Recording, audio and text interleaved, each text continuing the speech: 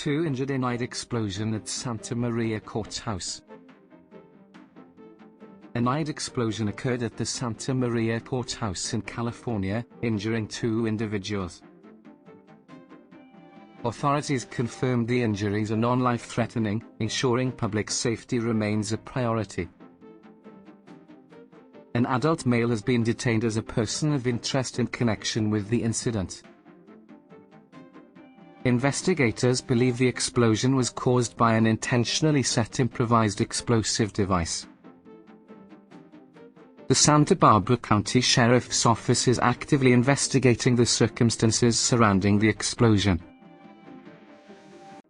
Stay informed with our latest updates on this developing story.